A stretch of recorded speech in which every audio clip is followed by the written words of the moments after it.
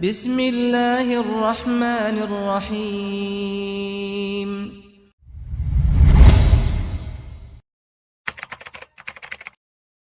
Assalamualaikum warahmatullahi wabarakatuh.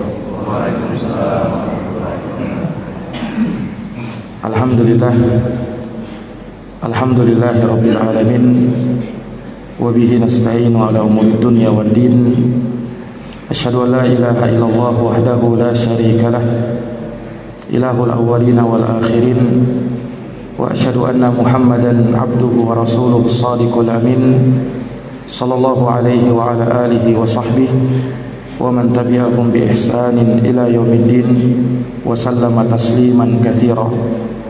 Subhanaka la ilma lana illa ma 'allamtana innaka antal alimul hakim. Allahumma 'allimna ma yanfa'una wanfa'na bima 'allamtana wa zidna ilman ya karim. Allahumma inna nas'aluka ilman nafi'an wa rizqan tayyiban wa 'amalan mutaqabbala. Amma ba'd.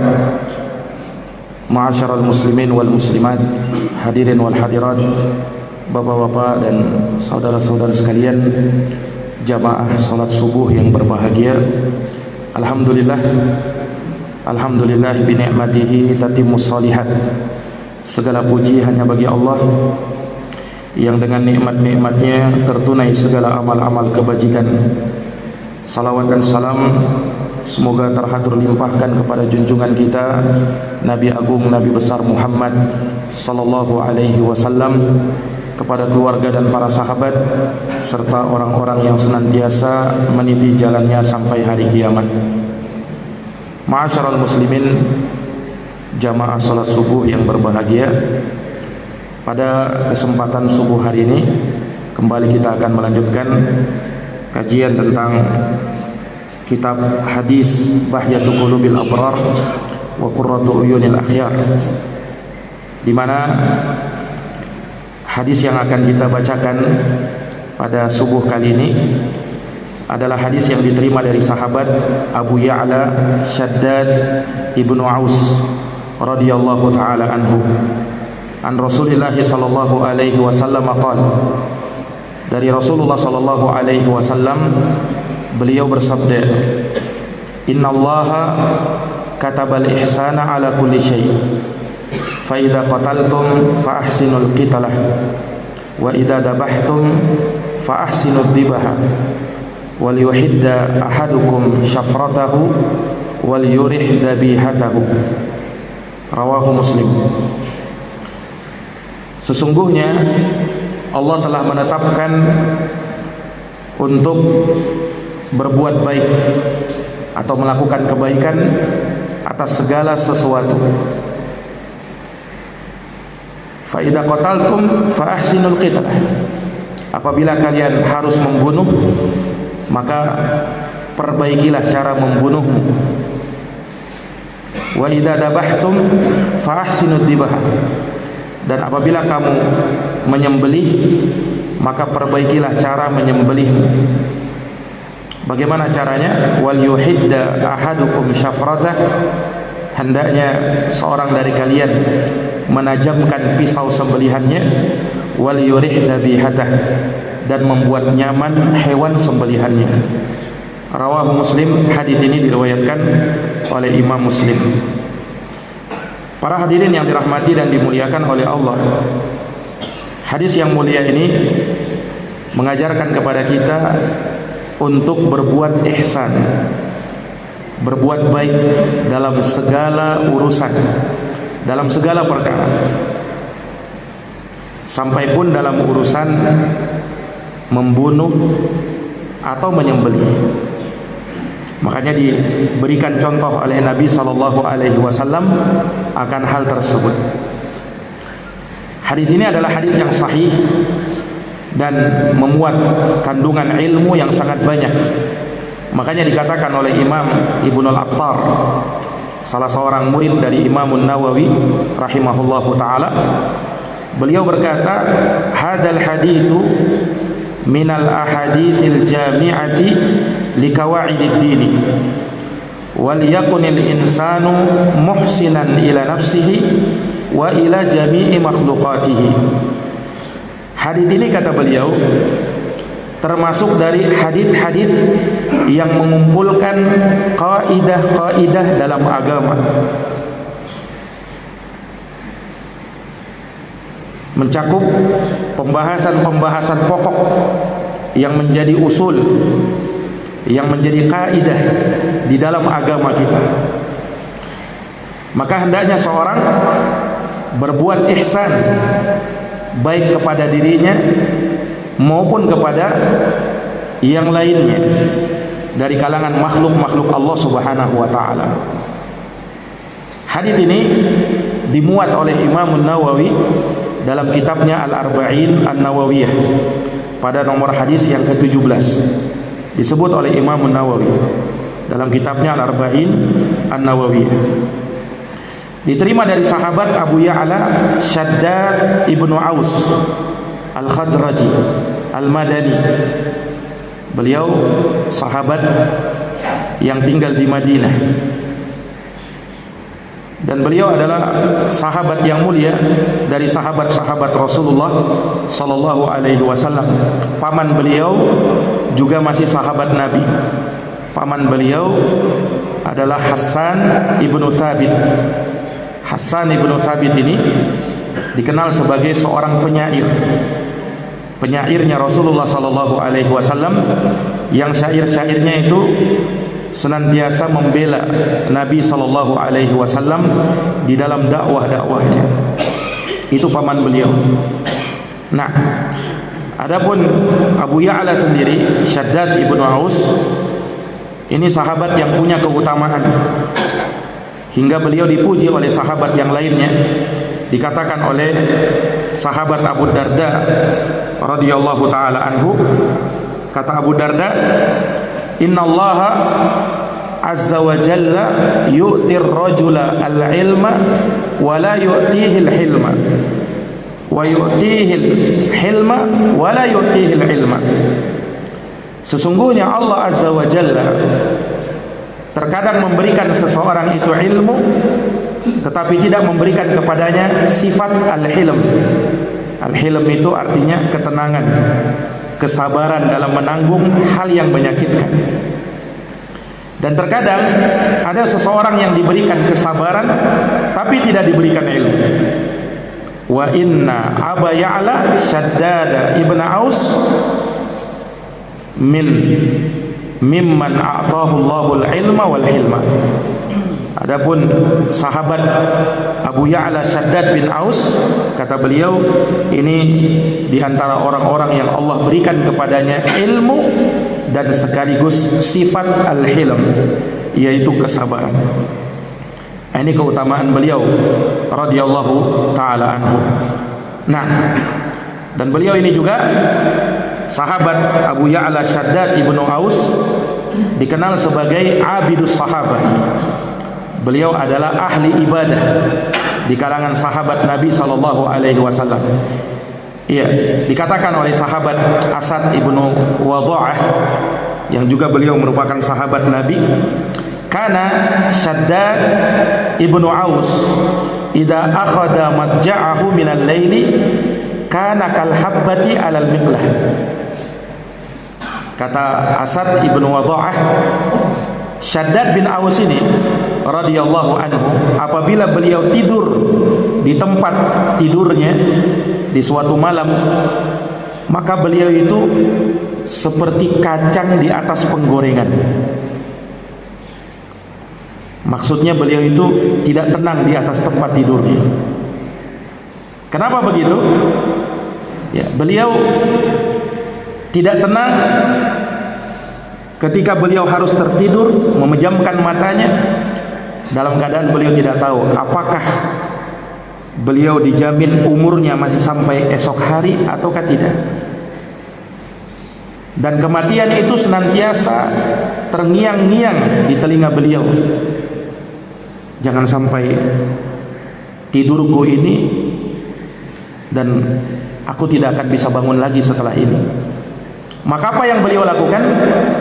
Maka beliau pun berdiri pada malam itu dan beliau menjalankan salat hatta yusbih, sampai menjelang waktu subuh.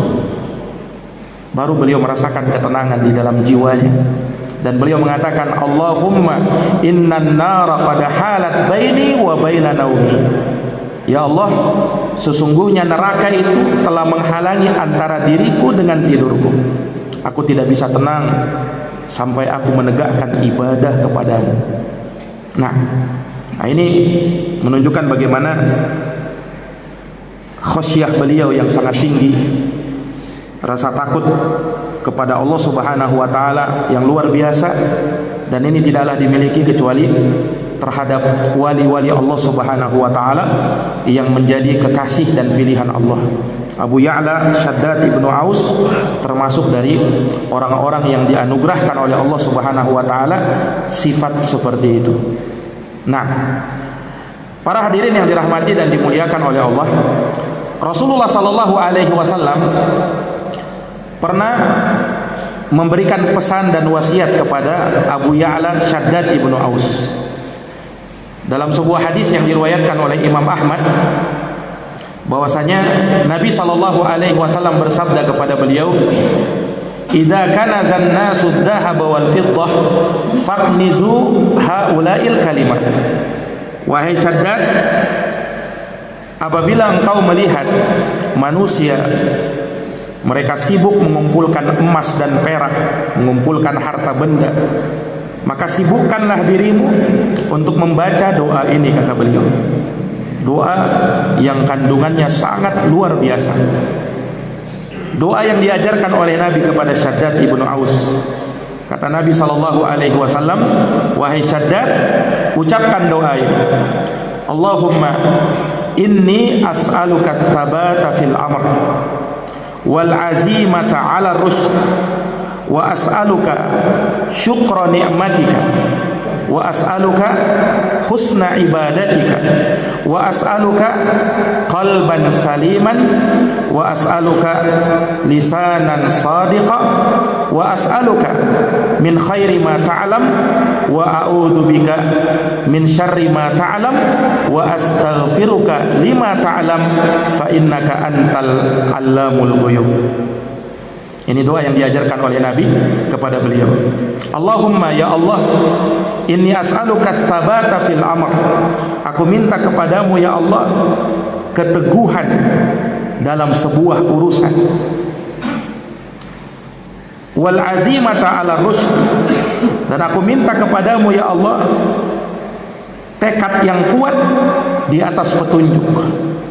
Ini dua hal ini hal yang sangat kita perlukan dalam hidup. Kita butuh sabar, keteguhan untuk memegang suatu urusan. Kemudian tekad kuat di atas petunjuk Allah Subhanahu wa taala. Kemudian Allahumma inni as'aluka syukra ni'matik. Ya Allah, aku minta kepadamu agar bisa bersyukur terhadap nikmat-Mu. Wa as'aluka husna ibadatik. Aku minta kepadamu untuk membaguskan ibadahku kepadamu. Wa as'aluka qalban salima. Aku minta kepadamu ya Allah hati yang bersih. Wa lisanan sadiqa. Ucapan yang senantiasa jujur. Wa as'aluka min khairi ma ta'lam wa a'udzubika min syarri ma ta'lam. Aku minta kepadamu segala kebaikan yang kau ketahui, dan aku berlindung kepadamu segala kejelekan yang kau ketahui. Wa astaghfiruka lima ta'lam. Dan aku minta ampun kepadamu ya Allah terhadap apa yang engkau tahu dari dosa-dosaku. Innaka anta allamul ghuyub.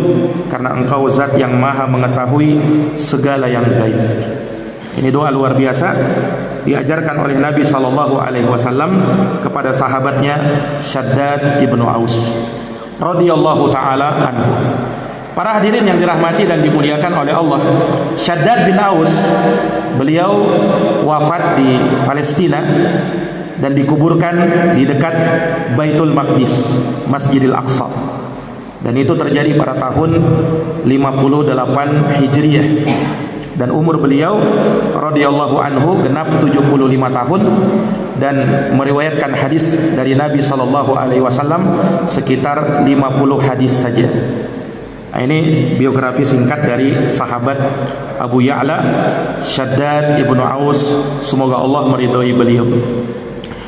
Nah, satu dari 50 hadis yang beliau riwayatkan dari Nabi adalah hadis yang kita bacakan pada subuh kali ini, di mana Rasulullah sallallahu alaihi wasallam bersabda, "Innallaha katabal ihsana ala kulli syai."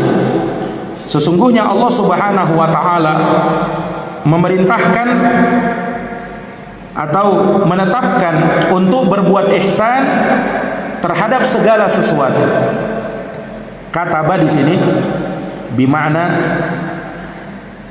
syara'a, yakni Allah telah mensyariatkan, bukan mewajibkan. Karena asalnya perbuatan ihsan itu dari perkara yang menjadi anjuran bagi syariat. Iya. Walaupun memang lafaz kataba itu banyak-banyak diinginkan padanya adalah sesuatu yang wajib. Contoh misalnya ayat di dalam Al-Quran, kutiba alaikumus siyam. Kutiba kata para ulama ay furidha. Kutiba secara bahasa, dalam bahasa Arab itu bermakna dituliskan. Kutiba alaikumus siyam, dituliskan atas kalian puasa. Apa maknanya dituliskan? Ay furidha, diwajibkan. Jadi lafaz-lafaz kataba dalam bahasa Arab itu bisa bermakna kewajiban. Allah mewajibkan.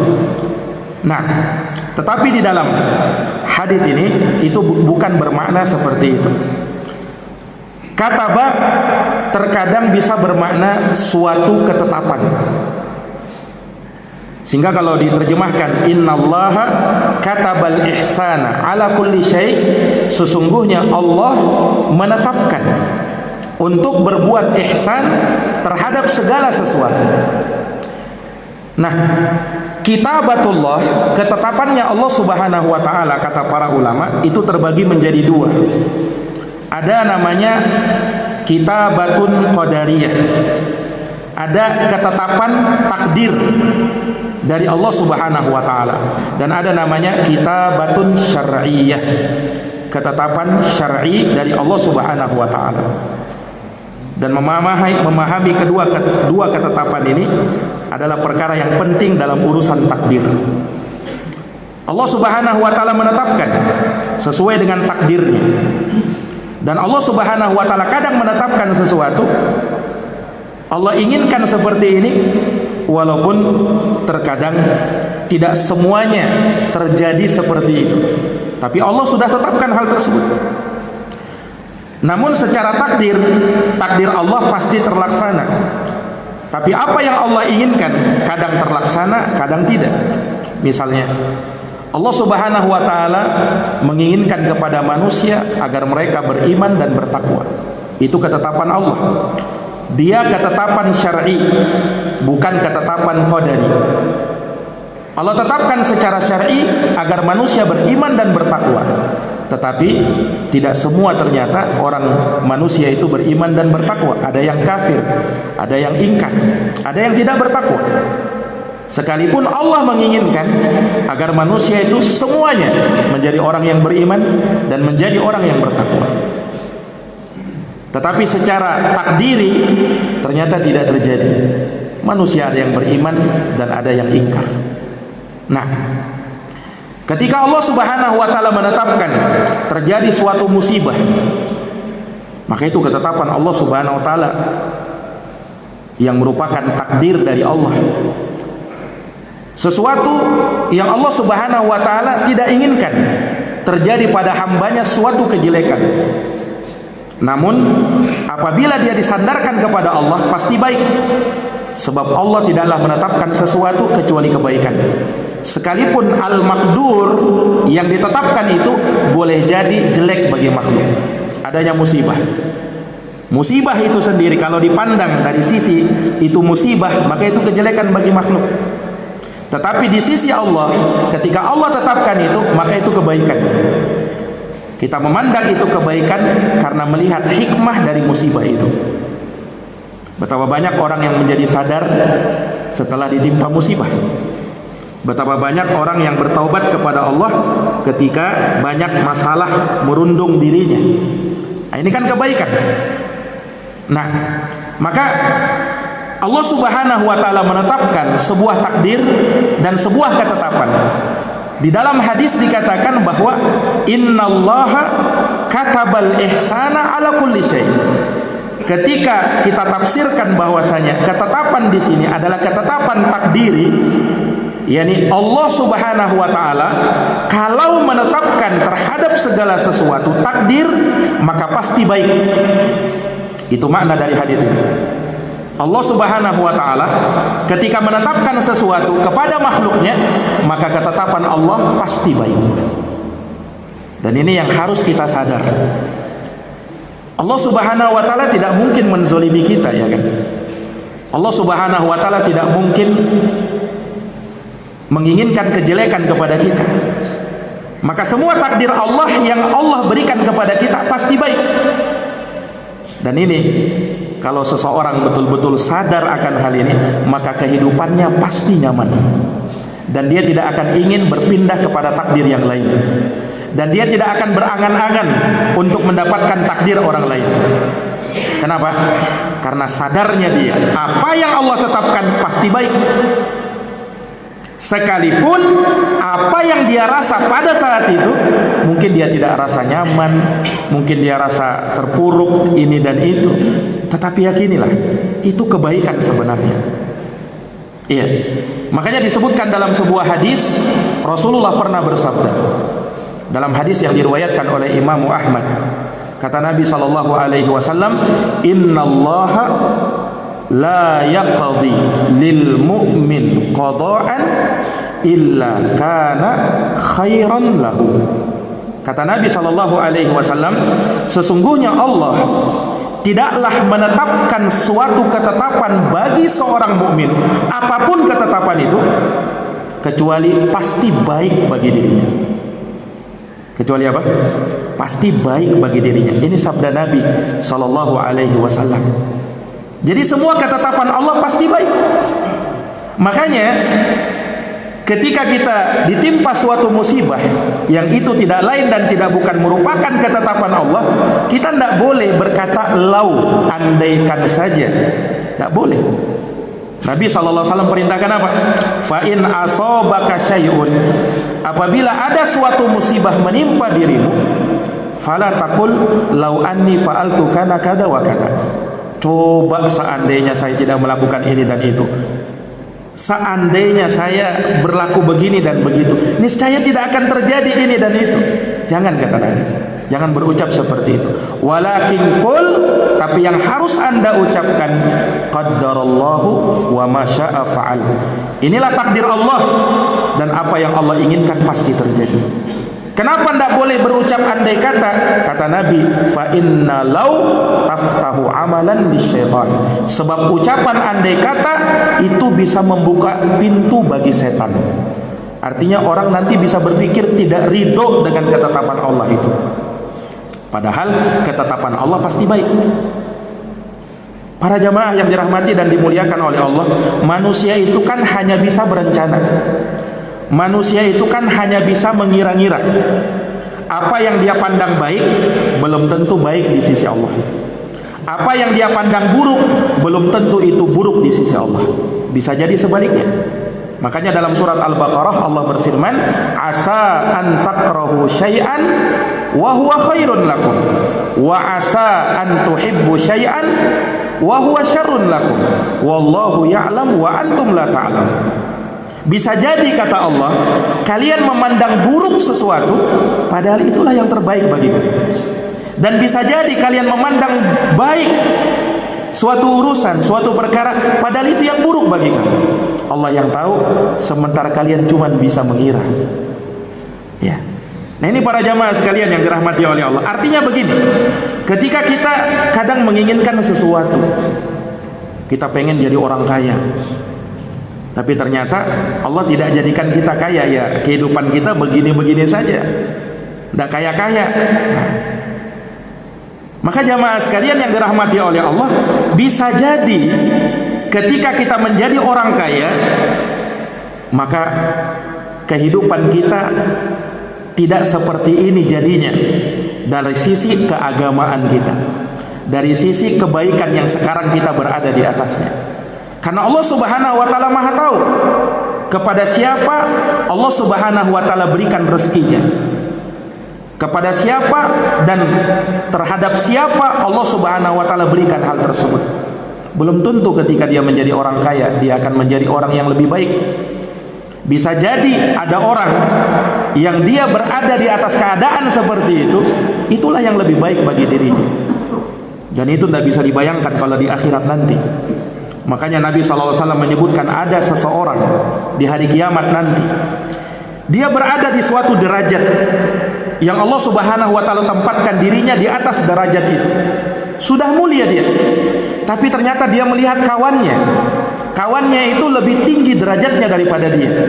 Dia lihat, kenapa teman saya ini lebih tinggi derajatnya? Ternyata ketika di dunia dia lebih banyak ujiannya daripada dirinya.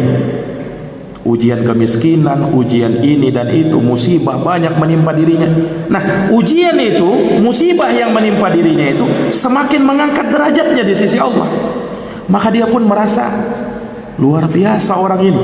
Dan dia berangan-angan, coba seandainya ketika saya hidup di dunia saya menjadi orang yang paling miskin. Coba seandainya saya ketika di dunia ditimpa musibah, bahkan walaupun badan saya dipotong sedikit demi sedikit, saya rela supaya bisa dapat derajat seperti itu. Subhanallah. Sampai dia berangan-angan seperti itu. Nah, ini para jamaah yang dirahmati dan dimuliakan oleh Allah Subhanahu wa taala.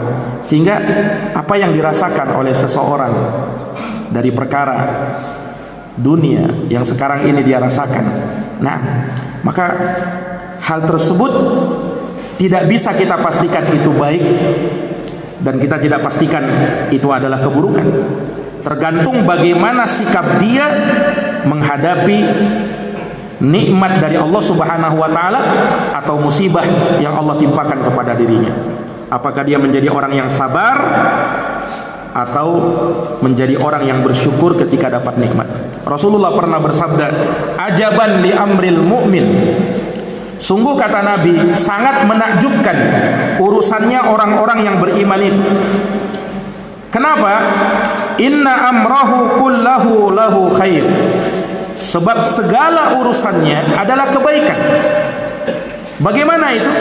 In asabat husarra'u syakara. Apabila dia ditimpa suatu masalah, in asabat hudarra'u sabara. Apabila dia ditimpa suatu masalah, musibah, malapetaka, ujian, cobaan, maka dia sabar. Fakana khairan lahu. Kesabaran itu baik bagi dirinya. Wa in asabat husarra'u syakara. Fakana khairan lahu. Dan ketika dia ditimpa suatu yang nikmat, hal-hal yang nyaman, yang mengenakkan dirinya, dia mampu bersyukur, maka kesyukuran itu adalah baik bagi dirinya. Nah, ini para jamaah yang dirahmati dan dimuliakan oleh Allah Subhanahu wa taala. Para ulama mengibaratkan seperti ini. Terkadang manusia itu karena dia belum tahu apa yang lebih baik bagi dirinya, terkadang dia sering salah langkah. Ya kan? Manusia di hadapan Allah Subhanahu wa taala seperti anak kecil terhadap kedua orang tuanya. Bagaimana kalau kita punya anak, Pak? Apakah semua keinginan dia kita akan ikuti, kita akan turuti walaupun itu berbahaya bagi dia? Kan tidak. Kenapa? Karena sayangnya kita kepada dia, kita batasi anak ini. Jangan sampai dia melakukan perbuatan yang berbahaya dalam keadaan dia tidak tahu, walaupun dia sangat ingin hal tersebut. Ya kan? Anak seperti itu. Begitu pula Allah Subhanahu wa taala kepada hambanya. Begitu pula siapa? Allah Subhanahu wa taala kepada hambanya. Hamba kadang menginginkan ini, menginginkan itu, tapi dia tidak tahu mana yang lebih bermaslahat bagi dirinya. Allah yang lebih tahu apa yang lebih bermaslahat bagi hamba itu. Makanya Allah berikan kepada dia, terkadang tidak sesuai dengan keinginan dia. Allah Subhanahu wa taala Maha tahu. Nah, ini para jamaah yang dirahmati oleh Allah. Nah, makanya ikhwani fiddin, a'azani Allah wa iyyakum, hadits ini memberikan faedah kepada kita bahwa segala ketetapan Allah Subhanahu wa taala pasti adalah kebaikan. Ini kalau kita pahami bahwa kataba di sini kitabatan qadariyatan, yakni ketetapan yang merupakan takdir dari Allah Subhanahu wa taala. Nah, sebagian ulama, dan ini yang umumnya menafsirkan hadis ini, yakni ketetapan yang bersifat syar'i dari Allah Subhanahu wa taala. Maksudnya, innallaha katabal ihsana ala kulli syai', sesungguhnya Allah menetapkan untuk berbuat ihsan, berbuat baik terhadap segala sesuatu. Inilah yang langsung terbersit dari makna hadis ini. Kalau yang pertama tadi itu yang lebih mendalam dari makna hadis ini. Nah, yang kedua inilah itu yang langsung kita pahami. Allah menetapkan untuk berbuat ihsan terhadap segala sesuatu. Jamaah yang dirahmati dan dimuliakan oleh Allah Subhanahu wa taala, segala sesuatu, kulli syai', ini memberikan faedah keumuman kepada siapa saja manusia, entah dia beriman, entah dia muslim, entah dia kafir, kita diperintahkan untuk berbuat baik kepada dia. Demikian pula sampai kepada hewan, kita diperintahkan untuk berbuat baik kepada hewan. Nah, ihsan itu kan sebenarnya bukan hanya sebatas pada ini saja. Ihsan itu sangat luas maknanya. Makanya para ulama ketika membahas tentang ihsan itu sangat dalam, para hadirin yang dirahmati oleh Allah. Mereka menyebutkan ada ihsan dalam ibadah kepada Allah. Bagaimana ihsan kepada Allah? Ini seseorang beribadah kepada Allah semata dan tidak menyekutukannya dengan sesuatu apapun. Dia jalankan segala perintah, dia jauhi segala yang diharamkan. Dia sempurnakan dengan amalan-amalan sunnah dan dia tinggalkan segala yang makruh. Ini ihsan kepada Allah. Dan dalam beribadah kepada Allah, dia hadirkan hatinya betul-betul khusyuk dan tenang kepada Allah. Nah, itulah yang Rasulullah sallallahu alaihi wasallam sebutkan, ihsan dalam beribadah, an ta'budallaha ka'annaka tarahu fa in lam takun tarahu fa innahu yaraka. Engkau beribadah kepada Allah seakan-akan engkau melihatnya. Seakan-akan, bukan betulan. Karena manusia di dunia ini tidak mungkin bisa melihat Allah. Tapi seakan-akan. Fa in lam takun tarah, kalau kau tidak mampu seperti itu, maka yakinilah Allah sekarang sedang melihat kamu. Allah sekarang sedang mengawasi kamu. Sehingga dari situ akan lahir apa? Akan lahir muraqabatullah, perasaan diawasi oleh Allah Subhanahu wa taala. Karena Allah sedang melihat kita sekarang, karena Allah sedang mengawasi kita sekarang. Ini ihsan dalam ibadah. Ada juga ihsan dalam amalan. Kalau ihsan dalam amalan, ini yang dimaksud dengan firman Allah di dalam surat Al-Mulk. Allah berfirman, "Alladzi khalaqal mauta wal hayata liyabluwakum ayyukum ahsanu amalan." Allah yang menciptakan kematian dan kehidupan. Untuk apa diciptakan itu? Liyabluwakum, untuk memberikan bala kepada kalian, ujian dan cobaan. Supaya apa? Adanya bala itu untuk apa? Ayyukum ahsanu amalan. Allah pengen tahu, Allah pengen lihat siapa di antara kalian yang paling bagus amalannya. Karena orang itu kalau dalam kondisi nyaman belum bisa nampak jujurnya keimanan dia. Nanti nampak itu kalau ada ujian.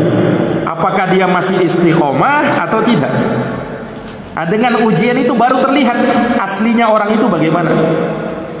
Tapi kalau dalam keadaan berada di atas nikmat, itu tidak nampak, tidak terlihat. Nah, tapi kalau sudah diuji, nampak ini orang jujur keimanannya atau tidak ini.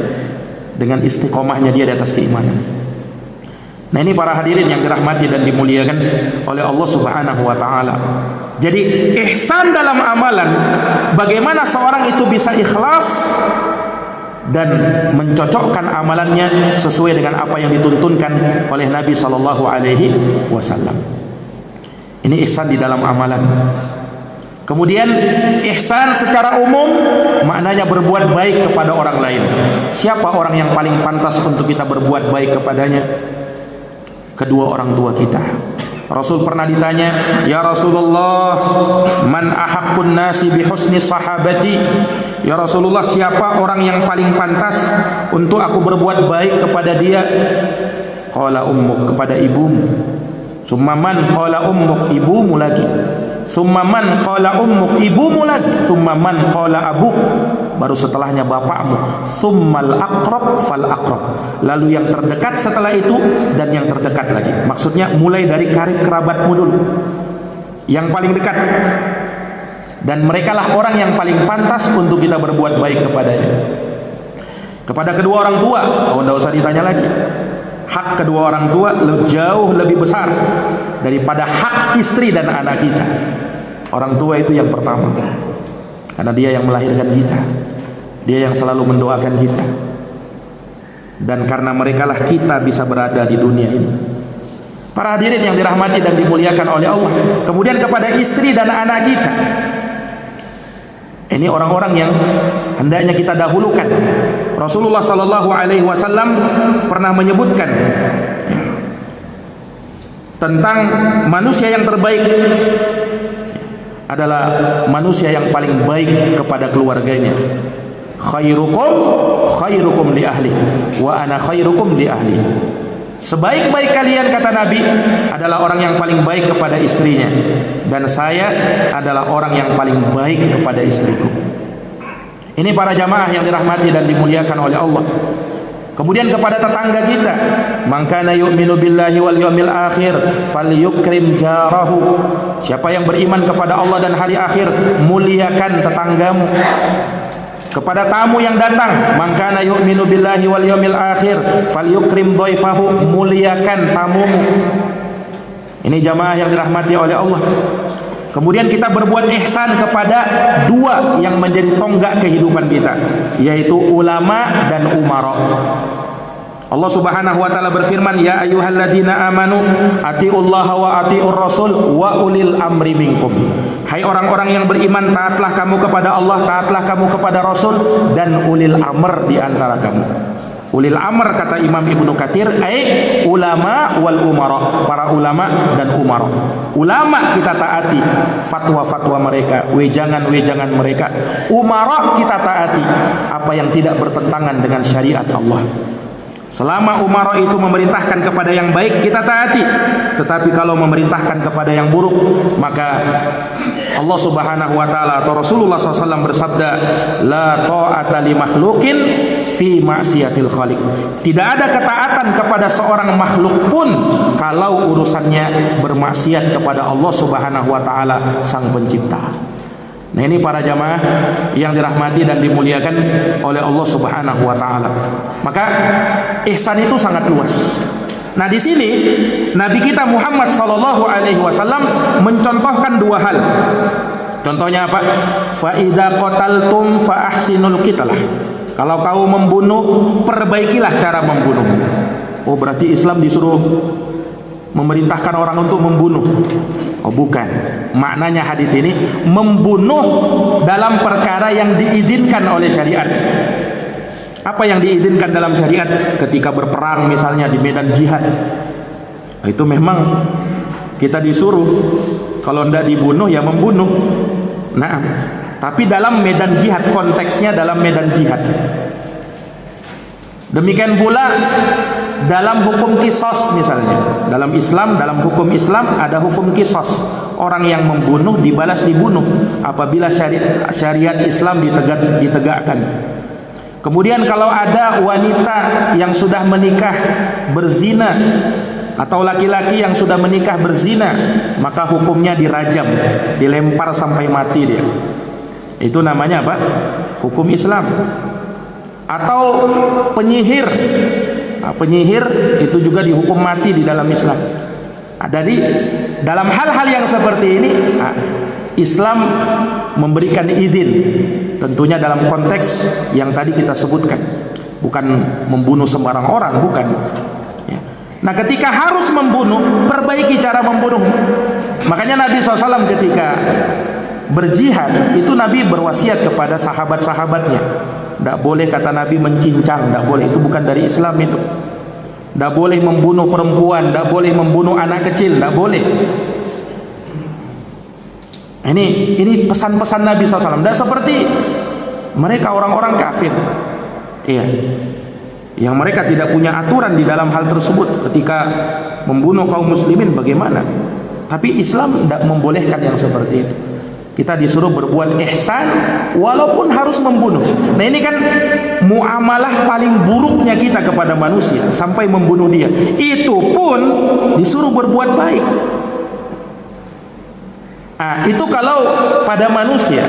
Nah, kalau kepada hewan, kata Nabi SAW, wa idza dzabhtum fa ahsinud dzibah. Kalau kamu menyembelih, maka perbaiki cara menyembelihmu. Ini urusan menyembelih, para hadirin yang dirahmati dan dimuliakan oleh Allah. Nah, kita ini tidak lama lagi akan menyembelih hewan kurban kita. Nah, para jamaah yang dirahmati dan dimuliakan oleh Allah Subhanahu wa taala, ibadah dan yang bisa mendekatkan diri kita kepada Allah Subhanahu wa taala, taqarrub, salah satunya khususnya di bulan yang mulia ini, bulan Dzulhijjah, adalah menyembelih kurban. Menyembelih hewan kurban. Dan ini adalah ibadah kepada Allah Subhanahu wa taala yang diperintahkan dalam Quran, fasholli li rabbika wanhar.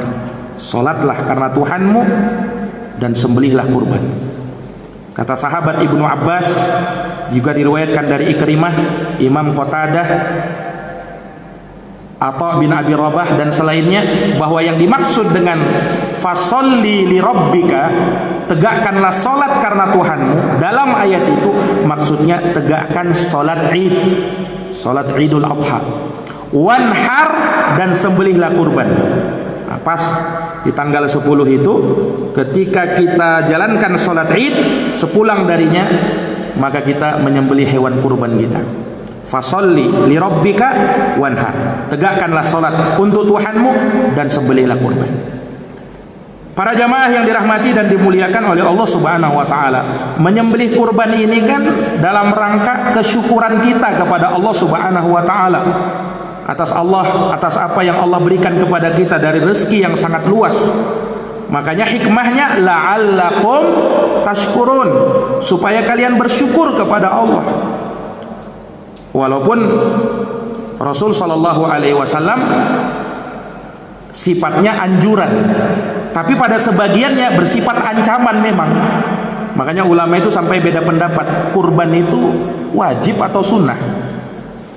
Nah, itu ulama beda pendapat. Kalau dalam mazhab Hanafi, kurban itu wajib, Pak. Nah, tapi kalau mayoritas ulama, jumhur ulama, mereka berpendapat sunnatun muakkadah, sunnah yang sangat ditekankan, hampir mendekati wajib. Kenapa? Karena dalam sebagian hadis Nabi ancam memang. Dalam hadis yang diriwayatkan oleh Imam Ibnu Majah, Rasulullah bersabda, "Man kana lahu sa'atan falam yudhhi fala yaqrabanna musallana." Barang siapa yang dia punya kelapangan, keluasan dalam harta, lalu dia tidak berkurban, maka kata Nabi SAW, jangan dekat-dekat dengan musolla kami, jangan dekat-dekat dengan tempat sholat kami. Nabi tidak larang jangan masuk tempat sholat. Nabi tidak katakan jangan bersama-sama kami sholat. Tidak, ancamannya lebih parah. Jangan dekat-dekat aja tidak boleh, apalagi masuk.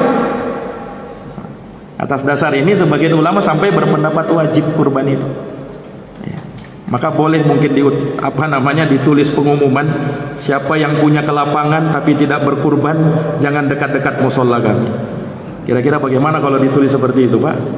Nah, tidak ditulis begitu aja, orang masih jauh dari masjidnya, apalagi kalau ditulis. Nah, ini para hadirin yang dirahmati dan dimuliakan oleh Allah Subhanahu wa taala. Jadi sifatnya sangat ditekankan, sangat dianjurkan untuk kita berkurban. Ini kurban ini ibadah tahunan. Sebagian orang menganggap bahwa kurban itu ibadah sekali seumur hidup. Lah, yang namanya kurban itu ibadah tahunan. Makanya tadi kan ayatnya apa? Fasholli li rabbika wanhar, tegakkan salat Id. Sebagaimana salat Id itu ibadah tahunan, kurban juga sama, ibadah tahunan juga dia. Maka tiap tahun bagi, catatannya, bagi yang punya kelapangan harta hendaknya berkurban. Nah, di sini Nabi mengajarkan kepada kita cara berkurban, khususnya cara menyembelih itu. Fa ahsinu dzibha. Perbaiki, perbagus caramu dalam menyembelih. Lah bagaimana caranya? Wal yuhidda ahadukum syafratahu wal yurih dabihatahu. Hendaknya, kata Nabi SAW, kau tajamkan pisau sembelihanmu itu. Jangan pakai pisau tumpul. Dan buat nyaman hewan sembelihan kamu itu. Maka di sana para jamaah sekalian yang dirahmati oleh Allah, para ulama menyebutkan syarat-syarat bagi penyembelihan itu. Orang yang menyembelih misalnya, dia mesti orang yang berakal, bukan orang gila yang menyembelih. Nah, ini tentunya dipahami semua. Nah, kemudian ya, dia adalah orang yang mampu melakukannya, mampu untuk melakukan sembelihan tersebut. Dianjurkan orang yang lebih terbiasa, orang yang punya pengalaman di situ untuk menyembelih. Nah, para hadirin yang dirahmati dan dimuliakan oleh Allah Subhanahu wa taala, ulama juga menyebutkan terkait dengan penyembelihan ini, ya, syaratnya harus menyebut ismullah, bismillah. Itu yang paling sederhananya, itu yang paling cukupnya. Artinya begini, kalau kita menyembelih kurban kita sekedar baca bismillah, sah sembelihan kita. Nah, ketika kita sembelih bismillah, sah sembelihan kita, walau hanya sekedar bismillah. Tetapi sunnahnya dibaca lagi dengan bacaan setelahnya, takbir, bismillah, Allahu Akbar. Nah, kalau mau tambah lagi boleh, Allahumma minka walaka. Ya Allah, ini darimu dan untukmu. Nabi SAW pernah menyembelih hewan kurbannya, bismillah, Allahu Akbar, Allahumma taqabbal minni wa ali. Ya Allah, terimalah dari saya dan untuk keluarga saya. Karena kurban itu untuk dirinya yang berkurban plus keluarganya juga, diberikan berserikat pahalanya untuk keluarganya. Boleh enggak Ustadz disebutkan nama yang berserikat? Boleh. Misalnya kita sembelih bismillah Allahu Akbar, hada min, nah, sebut namanya fulan wa fulan wa fulan wa fulan wa fulan wa fulan wa fulan, 7 orang baru sembelih. Boleh juga begitu. Nah, ini jamaah yang dirahmati dan dimuliakan oleh Allah Subhanahu wa taala. Allah Subhanahu wa taala berfirman dalam Quran, "Wala ta'kulu mimma lam yadhkur ismallahi alaih wa innahu lafisq." Dan janganlah kamu makan dari hewan-hewan yang tak disebutkan padanya ismullah, yaitu tidak dibaca bismillah. Kenapa? Itu kefasikan. Nah, makanya syarat penyembelihan itu harus bismillah. Jangan sampai dia lupa baca bismillah. Baca panjang-panjang salawat, ayat kursi, al-fatihah, lupa baca bismillah. Hendak sah sembelihanmu itu. Nah, ini para jamaah yang dirahmati dan dimuliakan oleh Allah Subhanahu wa taala. Nah, kemudian juga para ulama menyebutkan terkait dengan syarat alat untuk menyembelih itu. Ya, gunakan alat pemotong yang betul-betul tajam.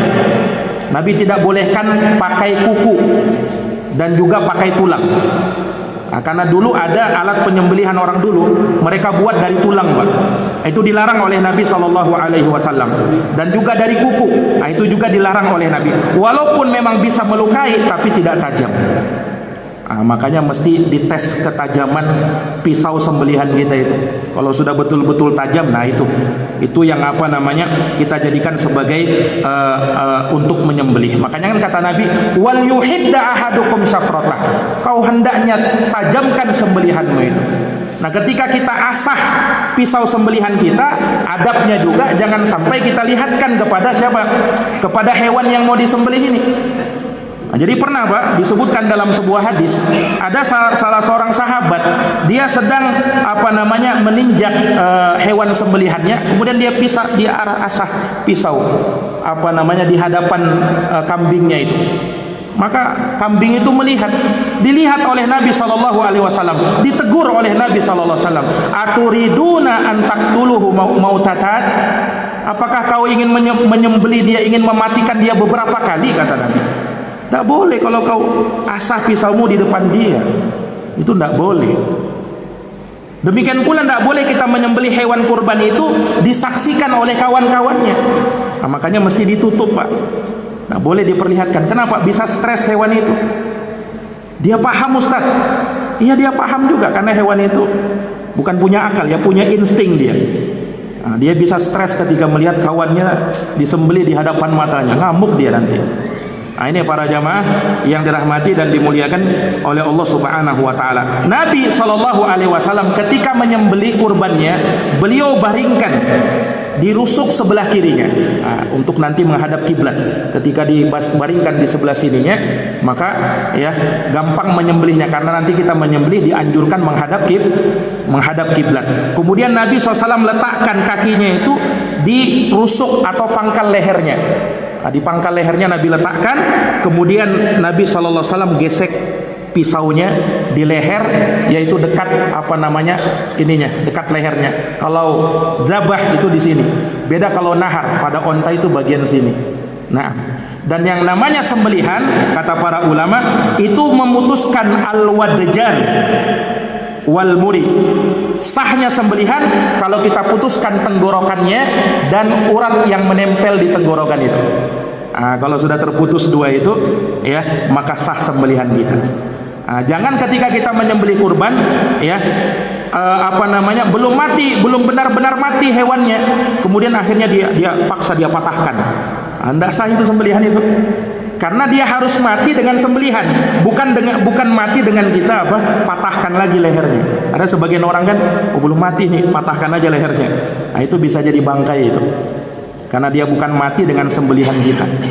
Nah, ini para jamaah yang dirahmati dan dimuliakan oleh Allah Subhanahu wa taala. Nah, mungkin saya kira ini terkait dengan masalah hadits yang mulia ini, yang mana mengajarkan kepada kita untuk berbuat baik atas segala sesuatu, kepada siapapun itu, kepada manusia, bahkan kepada hewan, kita diperintahkan untuk berbuat ihsan. Semoga yang sedikit ini memberikan manfaat, memberikan tambahan ilmu bagi kita, dan semoga Allah Subhanahu wa taala memberkahi kita di bulan yang mulia ini, bulan yang sangat utama, bulan Dzulhijjah. Semoga Allah Subhanahu wa taala memberikan kekuatan kepada kita untuk menghidupkan hari-harinya, malam-malamnya dengan beribadah kepada Allah, karena amal soleh, kata Nabi SAW, di hari-hari ini, khususnya di 10 pertama bulan Dzulhijjah, itu amalan yang terbaik. Amalan yang terbaik, bahkan kata Nabi, mengalahkan amalan jihad di jalan Allah Subhanahu wa taala. Semoga Allah Subhanahu wa taala memberikan taufik kepada semuanya. Hadanallahu wa iyyakum ajma'in. Subhanakallahumma wa bihamdika asyhadu an la ilaha illa anta astaghfiruka wa atubu ilaik. Wassalamualaikum warahmatullahi wabarakatuh.